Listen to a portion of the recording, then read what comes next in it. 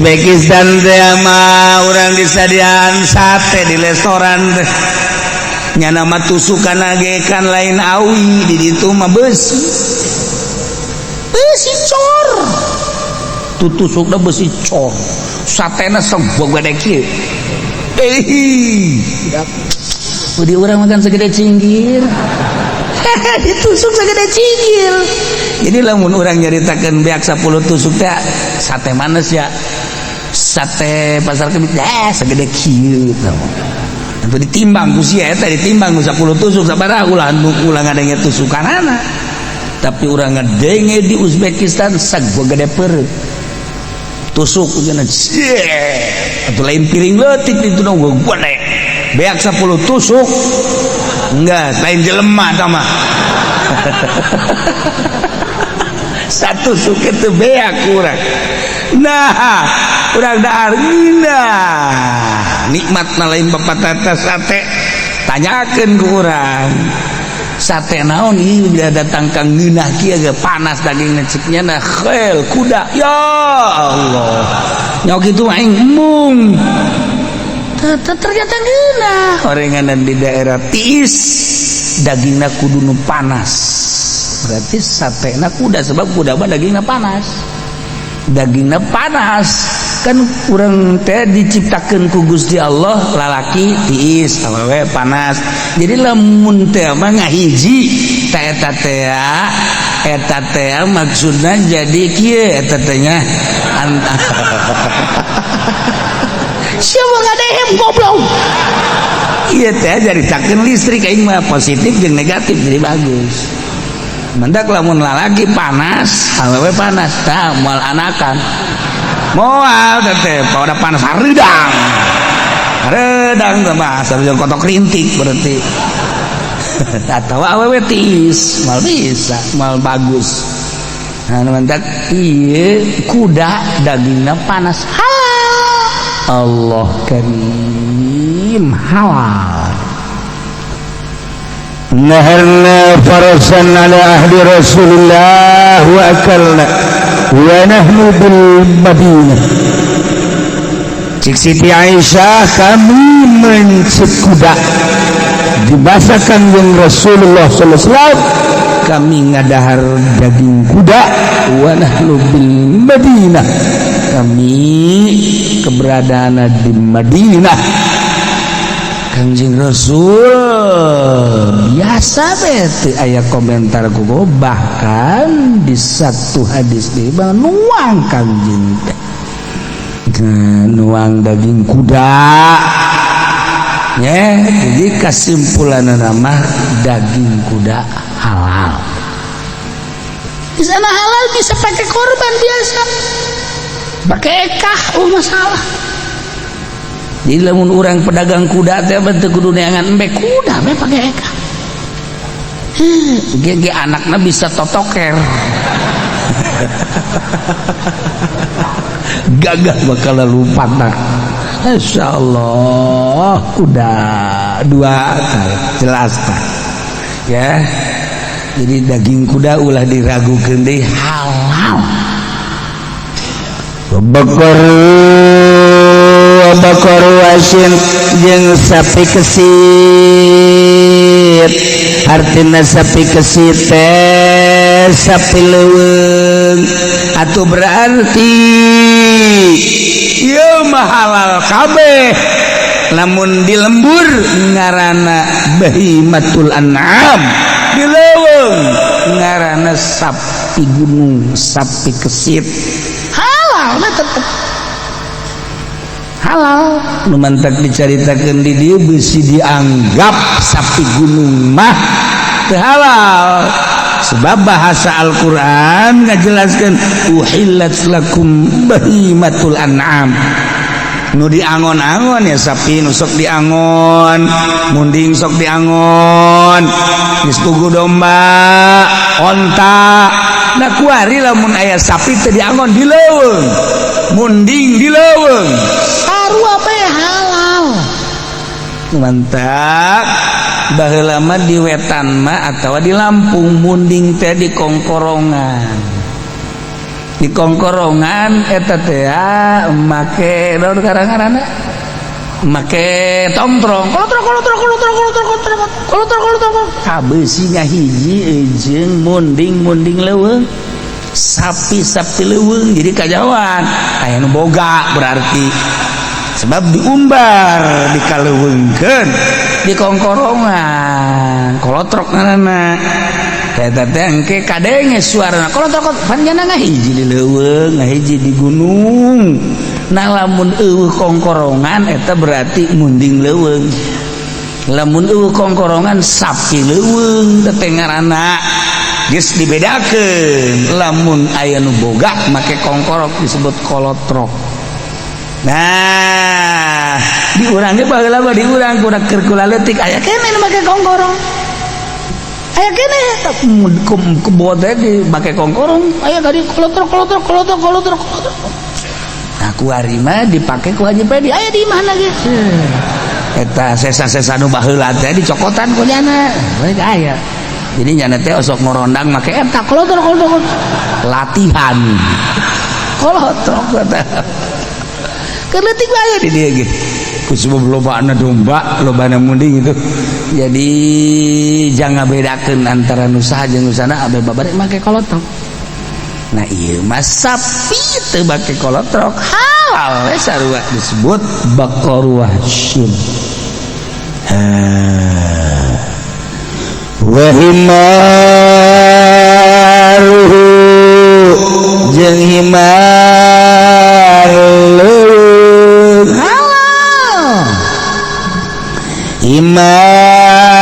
himar wasi eta teh termasuk kana minat thayyib jadi halal kulu min lahmihi ngadalahar anjeun tina daging himar was halal eueuh tapi di urang mah perhimaran di Mekah di baheula loba baheula tahun 90 masih kene aya sok marake di Mekah teh narek himar tapi di Uzbekistan mah balaya himar loba pisan lobana sebab nagarana negara agraris masih kene pertanian jadi urang lewat kitu ka pertanian jelema narek himar di puatan lagi sieun urang deuleu muatan himar ai himar leutik ai muatanna luhur berarti gagah tah himar gagah halabatan kuda meureun halal dagingna himar tah himar wahsy Allah garing ya mana deui wazabun jeung kijang atau kijang teh bahasa urang bahasa Jawa nama kidang dalam bahasa Arab zabiun ita anu tandukna lobanya nama manjangan di urang mah tersebutna teh eta halal teh jenis mbeken eta mah sebenarnya mah jenis mbekene ngan nu beda tanduk halal wadabun yani wadabun jeung binatang bab bentukna okos bayawak ngan hirupna di darat ai bayawak asli mah di darat hirup di cairup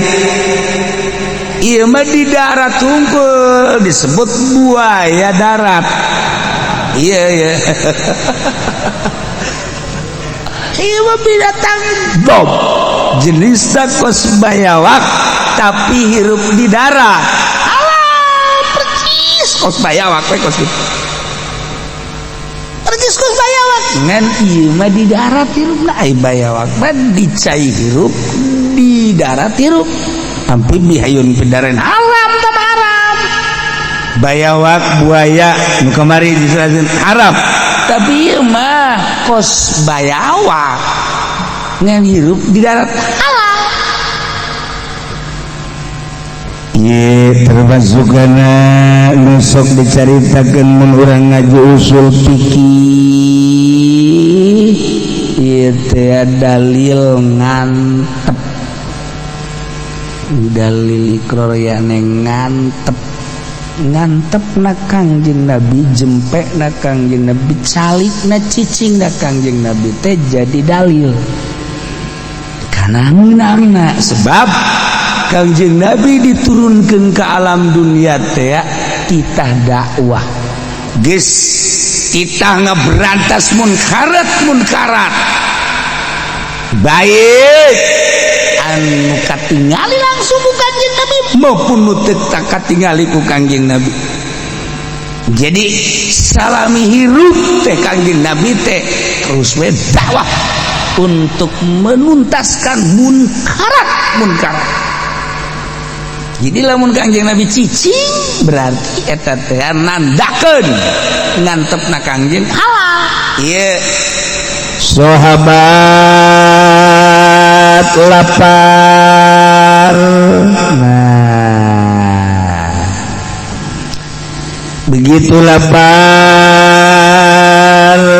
menang binatang bentukna okos bayawa ngaranna binatang bob. Teh binatang bob teh langsung dipencet terus belum dipasak. Nah di dahar Kangjeng aya di payuna. Sahabat ngadaharan binatang bob geus dipasak Kangjeng cuman senyum-senyum bae. Henteu dilarang berarti nandakeun eta teh halal sebab mun haram pati dicaram ku Kangjeng Nabi. Gila binatang bob ngaranna siji binatang anu bentukna teh okos bayawak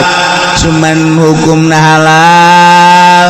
nandakeun halalna Kangjeng Nabi. Sahabat ngadahar binatang bob calik Kangjeng Nabi jempe halal ditaros tuan ieu binatang bob teh mun cek bahasa urang mah halal apa haram kitu teh haramun huwa ya Rasulullah. Apakah haram ya binatang bob teh? Cek Kangjeng Nabi la ora henteu haram. Lamun teu haram kok tuan teu ngadahar walakinnahu laysa biardi qaumi. Cuman teu aya di lembur kaula mayana di Madinah. Di kulantaran teu aya lamun teh mah kula ngadahar haju engke datang ka Madinah hayangkan hese. Geus bandingan teu ngadahar we halal mah ngan teu ngadahar nu bantah ke ngadahar bisi lamun ngadahar beuki haju neangan deui eueuh di Madinah mah. Batur mah hebat Kangjeng Nabi ngadidik urang teh seperti kitu. Urang mah pan lamun disuguhan dinusugi isi naonnya cenah teh ieu naon ieu panasaran pan urang mah ieu di dahar itu panasaran dah ke ketika ngeunah datang ka imah itu teh ngeunah teh di mana meulina nya cenah teh haji bae urang kototan urang jadi dibudakeun ku nafsu. Urang dibudakeun ku nafsu urang teh pan ieu nu mantak handapna mah urang teh hirup teh ieu ilmu mah aya ngan urang handap bae henteu bersinar lantaran urang teh diome ku nafsu lain nafsu ditundukkeun ka urang. Alaika binafsik urus ku maneh nafsu maneh nya lamun maneh teu bisa ngurus cilaka lamun maneh bisa ngurus luhur tapi lamun teu bisa ngurus sagolat ka engke bakal ditungkulkeun ku nafsu. Nah ieu ya gas binatang bob di urang tapi halal warna ngajeng kelenci lenci nah ieu lenci kelenci atau lenci ngaran Arab halal teteh. Jadi orang masya Allah keri mentunya halal apa haram halal lenci geus pencit sate ye pokoknya mah urang lamun sering ngadahar lenci urang bisa luluncatan gitu. Minimal ya di luhur kasur luluncatan kita lenci wassalamun jeung salab deh model lenci kene ngan salab mah osok bisa mewak ayam di urang mah careuh lasun halal teteh nya dah salabun halal nusok di luhur tangkal kalapa teh naon bajing buut ta eta teh kan obat eta teh obat teh tah eta halal lukos kitu teh wayarbun jeung yarbu marmot beda aya lenci marada leutik aya marmot marada gede kos gitu kayaknya sebenarnya mah ngan antara leutik jeung gedena nah wa fatakun jeung manjangan jenis manjangan teh rupa-rupa diurang ge aya manjangan nu rada leutik cara tadi aya nu manjangan gede nah ieu ngaranna fatakun manjangan aya di semur jenisna okos manjangan kene ngan khusus ayana imah di Turki potonganana kos badak disebut badak Turki eta halal tapi di urang mah dijelaskeun di dieu teh binatang anu ayana teh di Turki eta halal semur ngaranna